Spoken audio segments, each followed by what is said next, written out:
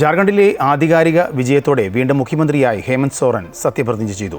ലോക്സഭാ പ്രതിപക്ഷ നേതാവ് രാഹുൽ ഗാന്ധി ഉൾപ്പെടെയുള്ള ഇന്ത്യ മുന്നണി നേതാക്കൾ സത്യപ്രതിജ്ഞാ ചടങ്ങിൽ പങ്കെടുത്തു.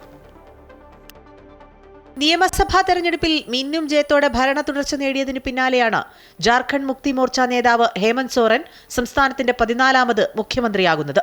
റാഞ്ചിയിലെ മൊറബാദി ഗ്രൗണ്ടിൽ വൈകിട്ട് 4-ന് ഗവർണർ സന്തോഷ് കുമാർ ഗാംഗ്വാർ സത്യവാചകം ചൊല്ലിക്കൊടുക്കും. സോറൻ മാത്രമാണ് ഇന്ന് സത്യപ്രതിജ്ഞ ചെയ്യുന്നത്. പുതിയ സർക്കാർ വിശ്വാസ വോട്ട് നേടിയ ശേഷം അടുത്തയാഴ്ച മന്ത്രിസഭ വിപുലീകരിക്കുമെന്നാണ് സൂചന. മുഖ്യമന്ത്രി സ്ഥാനത്തിന് പുറമെ 6 മന്ത്രിസ്ഥാനങ്ങളും JMM നിലനിർത്തുമെന്നാണ് report.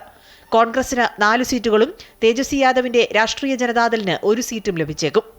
JMM parliamentary party യോഗം നിയമസഭാ കക്ഷി നേതാവായി നേരത്തെ ഹേമന്ത് സോറനെ തെരഞ്ഞെടുത്തിരുന്നു. സത്യപ്രതിജ്ഞാ ചടങ്ങിൽ കോൺഗ്രസ് അധ്യക്ഷൻ മല്ലികാർജ്ജുൻ ഖാർഗെ, രാഹുൽ ഗാന്ധി, ബംഗാൾ മുഖ്യമന്ത്രി മമതാ ബാനർജി, സമാജ്വാദി പാർട്ടി അധ്യക്ഷൻ അഖിലേഷ് യാദവ്, ആം ആദ്മി പാർട്ടി ദേശീയ കൺവീനർ അരവിന്ദ് കെജ്രിവാൾ, ആർജെഡി നേതാവ് തേജസ്വി യാദവ് എന്നിവരുൾപ്പെടെ ഇന്ത്യ മുന്നണിയിലെ പ്രധാന നേതാക്കൾ പങ്കെടുത്തേക്കും. 81 അംഗ നിയമസഭയിൽ ജെഎംഎം, കോൺഗ്രസ്, ആർജെഡി, സിപിഐഎംഎൽ എന്നിവ ഉൾപ്പെടുന്ന ഇന്ത്യ മുന്നണി 56 സീറ്റുകളാണ് നേടിയത്.